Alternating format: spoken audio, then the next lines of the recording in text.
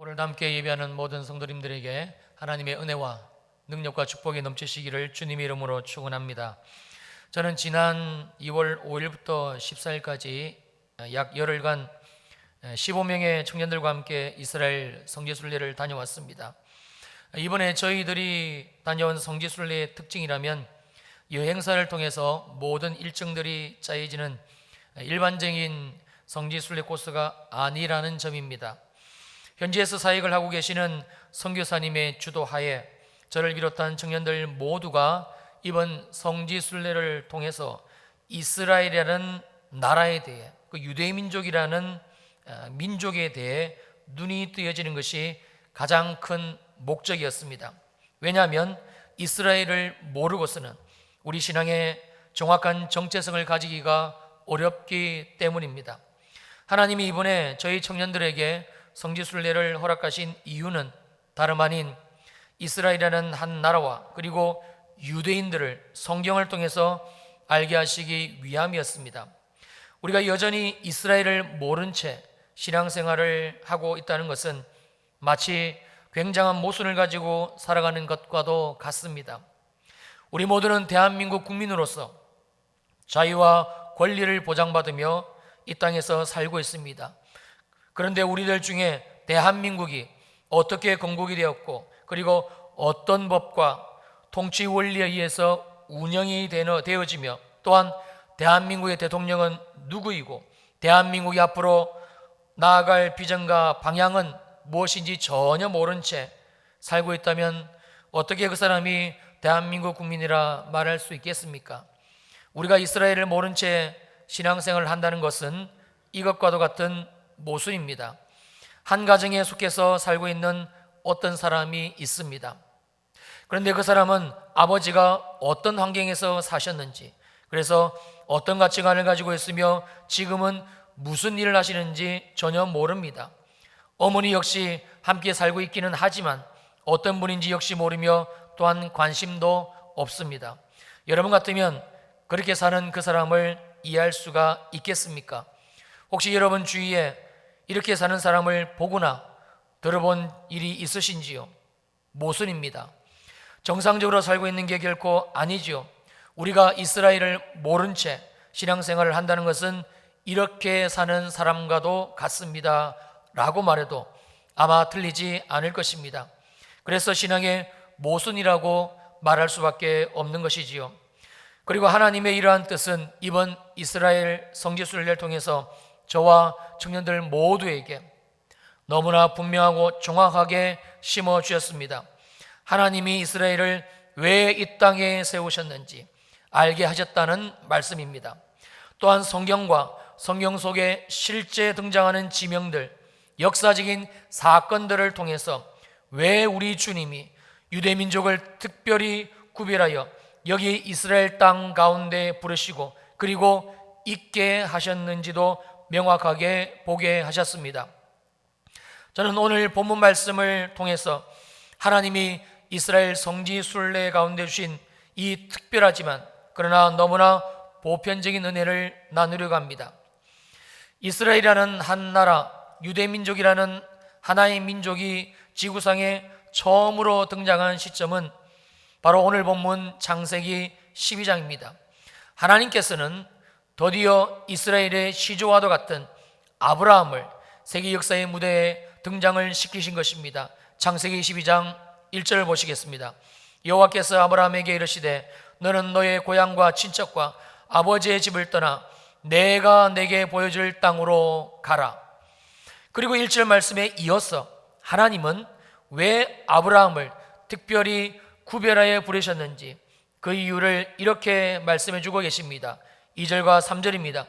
내가 너로 큰 민족을 이루고 내게 복을 주어 내 이름을 창대하게 하리니 너는 복이 될지라.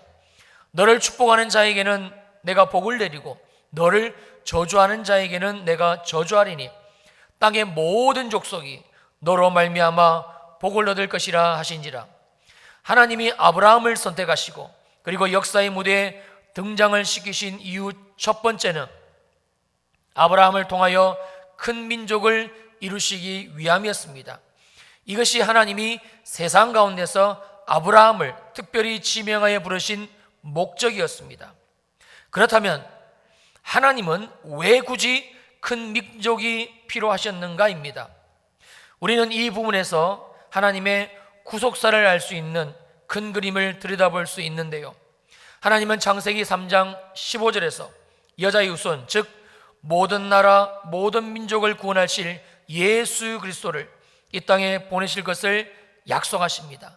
그리고 주님은 이 약속을 성취하시기 위해 꼭 필요하신 것이 있으셨는데, 바로 예수 그리스도가 육체를 입고 이 땅에 오실 이 땅 가운데 존재하는 나라와 민족과 그리고 땅이었습니다. 즉 하나님께서는 당신이 구원을 이루실 거점이 되는 하나님의 나라가 반드시 필요하셨던 것입니다. 그래서 하나님은 지금 하나님의 나라, 즉 하나님의 뜻을 이룰 민족을 만들기 위해 아브라함을 부르고 계십니다. 이것이 바로 하나님이 창세기 12장에서 아브라함이라는 한 사람을 특별히 선택해서 부르고 계신 이유입니다. 하나님은 한 사람 아브라함을 통해서 큰 민족, 즉 이스라엘이라는 나라, 유대 민족을 만드신 것이며, 오늘 본문 창세기 12장이 바로 그 시작점임을 말씀해 주고 있습니다. 유대인들이 아브라함을 생각하는 마음은 우리가 무엇을 상상하든 훨씬 그 이상입니다. 신하이기는 합니다만 우리 민족이 단군의 자손이라고 얘기를 하지 않습니까? 그러나 단군을 24시간 늘 생각하고 그 뜻을 기리면서 사는 사람들은 없습니다. 혹 이 단군을 섬기는 사람들이 있기는 합니다만 정말 얼마 되지 않은 극소수의 사람들이고, 그리고 그 모습 또한 지극히 제한적입니다. 그러나 아브라함은 틀립니다. 저희 성지순례팀이 헤브론에 있는 막벨라굴, 즉 아브라함의 가묘가 있는 곳을 방문했습니다만 유대인들의 아브라함 사랑은 정말 특별했습니다. 아브라함이 거주했고 또 아브라함의 가짜이기는 합니다만 무덤이 있는 그곳, 그 헤브론을 지켜내기 위해서 유대인들은 생명을 걸고 있었습니다. 끊임없는 팔레스타인 무장 세력에 의해 테러가 있음에도 불구하고 유대인들은 아브라함의 무덤이 있는 그 땅을 절대 떠나지를 않았습니다. 그리고는 거의 1년 내내 쉬지 않고 헤브론, 바로 아브라함의 무덤이 있는 막벨라굴에서 하나님께 기도하고, 또 어떤 유대인들은 토라, 즉 구약성경을 읽고 공부하고 있었습니다. 특별히 다른 이유가 없습니다. 오직 단 한 가지, 아브라함 때문이었습니다. 왜냐하면 아브라함은 단순한 이스라엘의 시족, 유대인들의 조상이 아니기 때문입니다. 우주 만물을 만드신 창조주 하나님께서 친히 이스라엘이라는 큰 민족을 이루시기 위해 많고 많은 이 땅의 사람들 중에 부르신 오직 한 사람이기 때문입니다. 그리고 그 아브라함을 자신들의 조상이라고 믿는다는 것은 이스라엘 역시 하나님이 직접 세우신 나라라는 뜻이며, 유대 민족 또한 하나님이 손수 뽑으시고 그리고 세우신 민족이라는 것을 나타내기 때문이기도 합니다. 그리고 이것이 이스라엘 사람들, 즉 유대인들이 가지고 있는 믿음이었습니다. 저는 목사이지만 유대인들이 가지고 있는 이 믿음에 대해서 놀라지 않을 수가 없었습니다. 철저히 하나님께 집중되어진 믿음, 그리고 어떤 것과도 바꾸지 않는 신앙의 삶, 아브라함의 가묘가 있는 헤브론의 막벨라굴에서 제가 본 유대인들이 가진 신앙의 모습이었습니다. 우리가 잘 알다시피 아브라함에게는 예수 그리스도의 계보를 잇는 이삭 외에 이스마엘이라는 아들이 또 있었습니다. 그리고 이 이스마엘의 후손이 바로 오늘날 아랍 사람들입니다. 이슬람교는 이 부분을 교묘하게 속여서 아브라함의 적통이 이삭이 아니라 이스마엘이라 가르치며, 그러므로 아브라함은 유대인의 육적이고 영적인 조상이 아니라 이슬람인 자신들의 조상이라고 가르칩니다.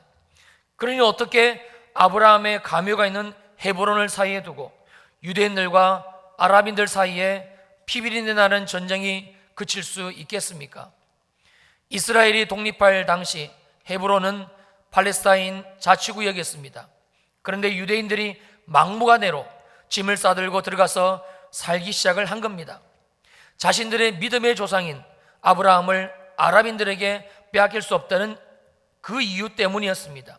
그리고 그때로부터 지금까지 헤브론은 계속적으로 테러와 살인이 끊이지를 않고 있습니다. 막벨라굴에 아브라함의 가묘와 기도하고 있던 유대인들을 뒤로하고 잠깐 그 앞에 있는 작은 가게에 저희들이 들렀습니다. 그곳에는 주인인 것으로 보이는 나이가 조금 드신 아저씨, 그리고 유대인 아주머니, 그리고 몇 사람의 유대인들이 모여 앉아 있었습니다. 제가 그 식당에서 적잖게 충격을 받은 것은 다름 아닌 그들의 표정이었습니다. 전혀 긴장감이 없었습니다. 불안한 눈빛도 아니었습니다. 오히려 뭐가 그리 즐거운지 마냥 웃으면서 계속해서 옆 사람들과 대화를 즐기는 것이었어요. 지금도 제 눈에는 아브라함의 가묘 앞에서 열심히 기도하던 유대인들의 모습, 그리고 언제 무슨 일이 일어날지 모르는 그 상황 속에서도 태연하게 웃으며 살고 있던 식당에서 만난 유대인들의 얼굴이 눈에 너무 선명합니다. 도대체 저들이 가지고 있는 하나님을 향한 믿음은 어떤 믿음이길래 저런 삶을 살 수가 있단 말인가? 여러분들은 어떻게 생각하십니까? 저와 여러분들이 믿는 하나님, 유일하신 참 하나님이신 여호와 하나님을 이 유대인들 역시 믿고 있습니다. 그리고 믿음의 조건으로 따지자면 사실 오히려 우리가 저들보다 낫지요. 우리는 이미 우리 가운데 오신 메시아, 즉 예수 그리스도를 믿는 자들입니다. 어디 그뿐입니까? 예수 그리스도로 말미암아 성령 하나님께서, 하나님이신 그분이 친히 우리 안에 내주하시며 약속하신 말씀 그대로 임마누엘 하시지 않습니까?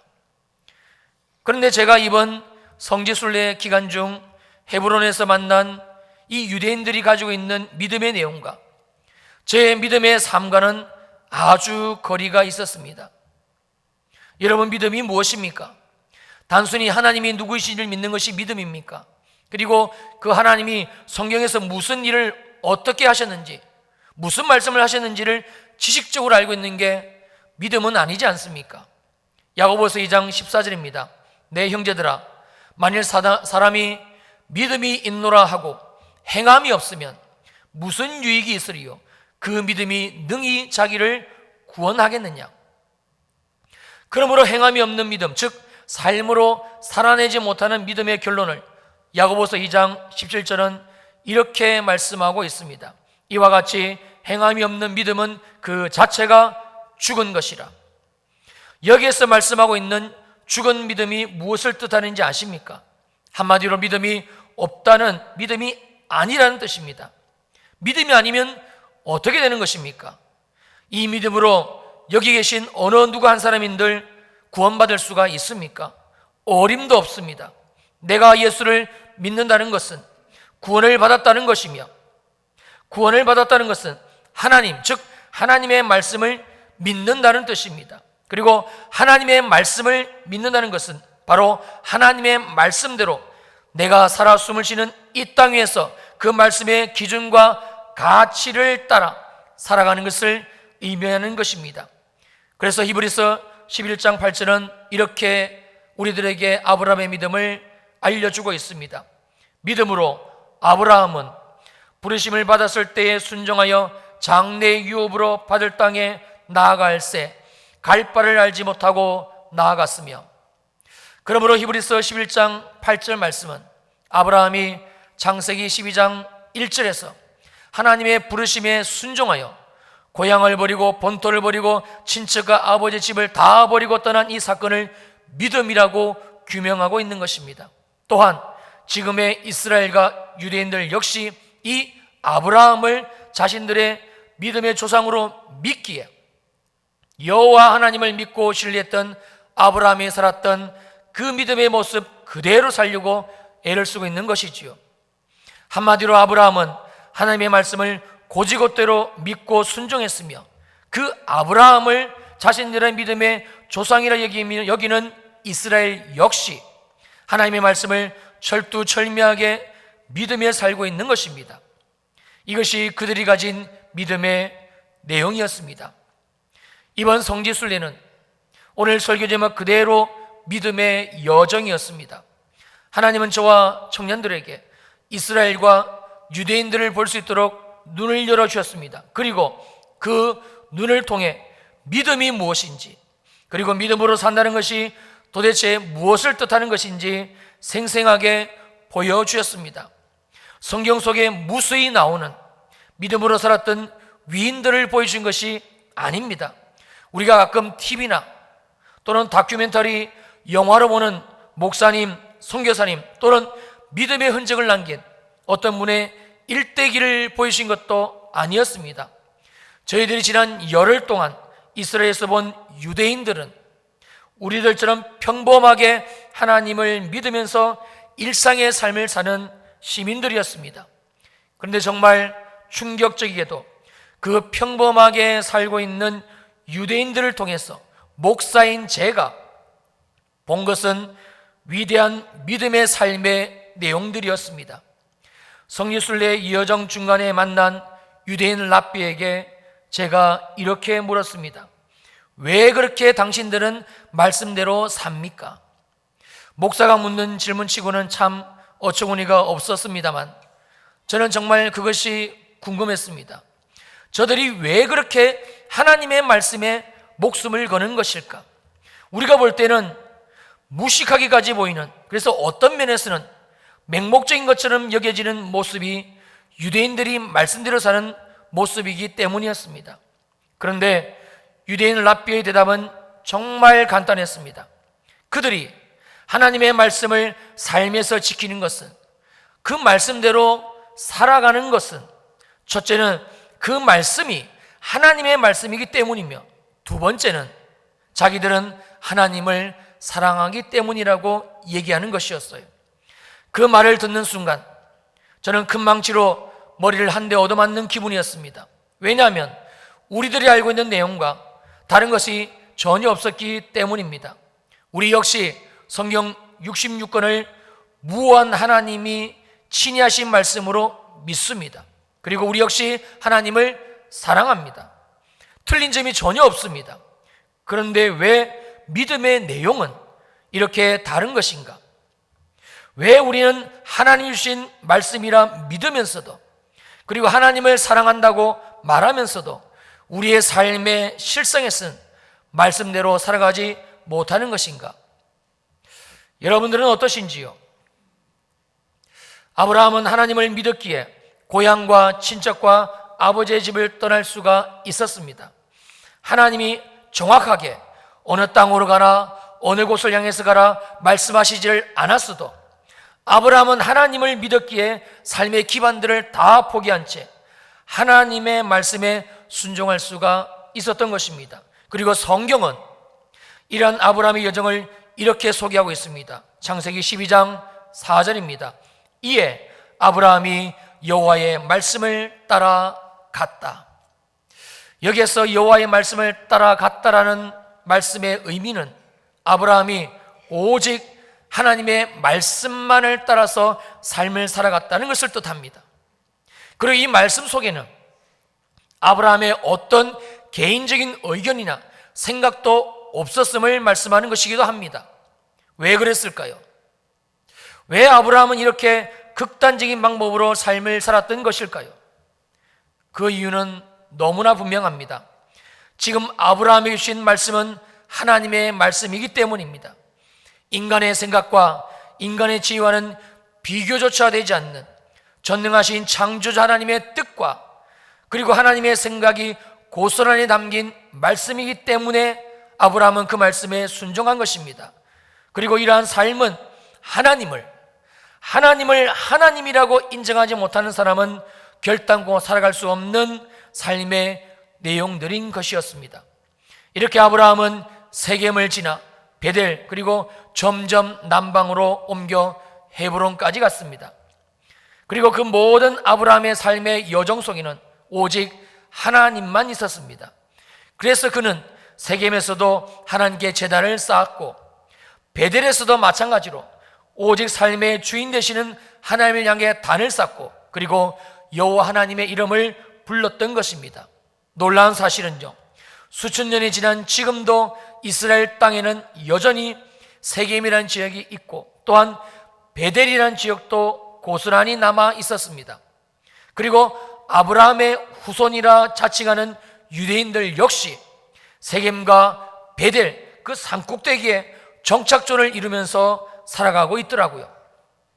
여전히 아브라함이 섬겼던 그 하나님을 믿으면서 말입니다. 그런데 충격적인 사실은 그들이 그 불모지를 떠나지 않는 오직 단 한 가지 이유는 하나님 때문이었으며 또한 그들이 육적이고 영적인 믿음의 조상이라고 믿는 아브라함 때문이었습니다. 설교 중간에 제가 언급했던 유대교 랍비가 그리스도인 저희들에게 이런 질문을 했었습니다.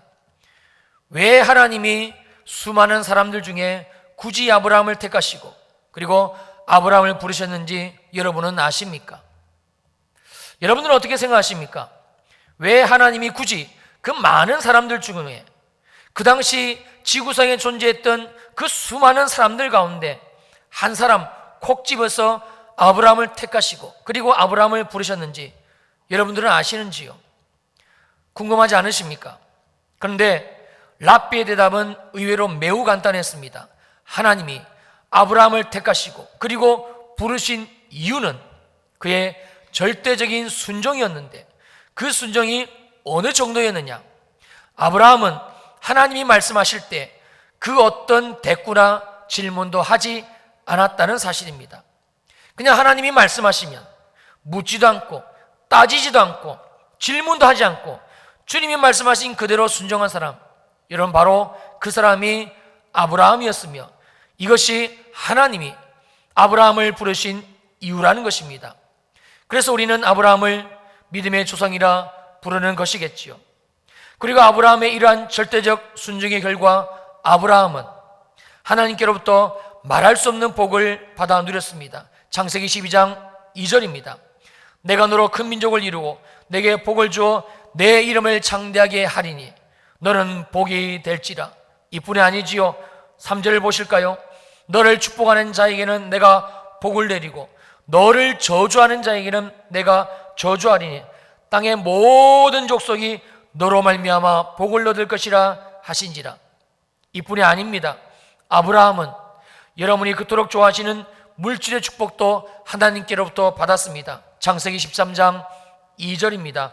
아브라함에게 가축과 은과 금이 풍부하였더라. 놀라운 사실은요, 아브라함의 후손 이스라엘 역시 하나님께로부터 이 축복을 고스란히 다 받았다는 사실입니다. 경상남북도를 합친 면적밖에 되지 않는 이스라엘, 인구라고 해봐야 830만, 우리나라 서울시 인구보다 작은 나라이지만 2017년 IMF 기준 GDP가 3,480억 불로 세계 32위입니다. 하나님이 유대인들에게 뛰어난 머리를 주셔서 지금 이스라엘의 IT 산업은 계속해서 상승 곡선을 그리고 있습니다. 이번에 현지 선교사님에게서 들은 얘기는 그 이스라엘 땅 아래에 거대한 천연가스청이 최근에 발견되었다는 겁니다. 그리고 이것이 개발이 되면 이스라엘의 경제적인 성장은 지금보다 한층 더 올라간다는 내용이었어요. 사랑하는 성도님들, 하나님을 믿고 하나님의 말씀을 의심 없이 그리고 믿고 순종하며 사는 자에게 주시는 하나님의 복인 것입니다. 믿을 수 있으시기를 주님의 이름으로 축원합니다. 마지막으로 우리가 살펴봐야 될 것은, 정말 중요한 것은 한 가지가 더 있습니다. 그렇다면 예수 믿고 구원받아 하나님의 자녀가 된 우리들에게 있어서, 저와 여러분들에게 있어서 아브라함은 어떤 존재인가? 그냥 막연히 믿음의 조상이 다인가? 이스라엘의 육적이고 영적인 조상들로 알고 있으면 되는 것인가? 그 해답이 오늘 본문 3절 후반절에 있습니다. 그리고 이 말씀은 하나님이 아브라함을 선택하여 역사의 무대에 등장을 시킨 두 번째 이유이기도 합니다. 땅의 모든 족속이 너로 말미암아 복을 얻을 것이라 하신지라. 무슨 말씀입니까? 우리 역시 이스라엘 유대 민족과 마찬가지로 아브라함을 통하여 복을 받게 될 것이라는 놀라운 말씀인 것입니다. 그리고 이 복은 동일한 한 하나님, 동일한 한 구주 예수 그리스도를 믿는 모든 민족, 모든 열방이 받을 것이라는 말씀이기도 합니다. 이것이 어떻게 가능합니까? 바로 믿음입니다. 더 정확하게 말씀을 드린다면 하나님을 믿는 믿음의 삶을 사는 것이겠지요. 그러므로 오늘 말씀의 결론은 바로 이것입니다. 갈라디아서 3장 9절입니다. 그러므로 믿음으로 말미암는 자는 믿음이 있는 아브라함과 함께 복을 받느니라. 저를 한번 따라해 주시겠습니까? 믿음으로 말미암는 자는 믿음이 있는 누구와 함께요? 아브라함과 함께 무엇을 받습니까? 복을 받습니다. 사랑하는 성도님들, 오늘 주시는 이 말씀을 통해서 우리가 반드시 알아야 될 것은 믿음이 어떤 것인가, 하나님이 말씀하시는 믿음은 무엇인가에 대해서 우리가 정확하게 알아야만 될 것입니다. 그리고 하나님이 주신 이 믿음을 통하여 이 시간 이후 저와 여러분들의 그 삶이 이제는 아브라함처럼 믿음의 여정이 될 수 있기를 주님의 이름으로 축원합니다. 아브라함처럼 지금도 믿음으로 살고 있는 이스라엘 땅 가운데 저 유대인들처럼 저와 여러분들 역시 하나님을 믿고 또한 예수 그리스도를 우리 구주로 믿는 그 믿음의 여정이 될 수 있으시기를 주님의 이름으로 축원합니다. 이것이 바로 하나님이 우리에게 믿음을 주신 이유이고, 그리고 믿음의 삶을 살아야 되는 너무나 분명하고 확실한 말씀이기도 합니다. 하나님은 저희들에게 믿음을 주셨습니다. 그리고 믿음의 삶을 살라고 말씀을 주셨습니다. 우리가 믿음으로 산다는 것은 하나님이 누구신지를 믿는 것이고, 우리가 믿음으로 산다는 것은 이 하나님의 말씀을 믿는 것이며, 우리가 믿음으로 산다는 것은 하나님의 말씀을 우리의 삶에서 믿음으로 살아내어드리는 것이겠지요. 이 시간 저와 여러분들의 믿음의 현주소, 우리의 믿음의 실상을 들여다볼 수 있기를 바랍니다. 나는 정말 믿음으로 살고 있는 것인가? 나는 정말 하나님을 믿는 것인가? 나는 정말 하나님을 믿는 믿음으로 삶을 사는 것인가? 이 말씀에 대해서 우리가 해답을 주님께 드릴 수만 있다면 그 사람은, 바로 저와 여러분들은 바로 하나님이 주시는 그 믿음의 여정, 믿음의 삶을 사는 것일 것입니다. 사랑하는 성도님들, 믿음의 여정을 살아갈 수 있게 되시기를 주님의 이름으로 축원합니다. 여러분의 삶을 다시 한번 믿음의 기준과 믿음의 잣대에 놓을 수 있게 되시기를 주님의 이름으로 축원합니다. 우리가 주님의 말씀대로 산다는 것은요, 하나님 주신 말씀대로 산다는 것이고, 하나님 주신 말씀대로 산다는 것은 하나님 주신 믿음으로 산다는 것입니다. 그리고 우리가 믿음으로 살아갈 때에 주님 주신 말씀을 그대로 믿고 순종하며 우리의 삶에서 살아드릴 때에, 사랑하는 성도님들, 하나님의 말씀은 모든 믿는 자에게 약속하신 그대로 아브라함에게 복을 주셨고, 또한 아브라함을 믿는 믿음으로 사는 이스라엘과 유대인들에게 주님이 복을 주신 것처럼 오늘 우리들에게도 동일하게 주님은 그 복을 주실 것입니다. 할렐루야. 기도하시겠습니다.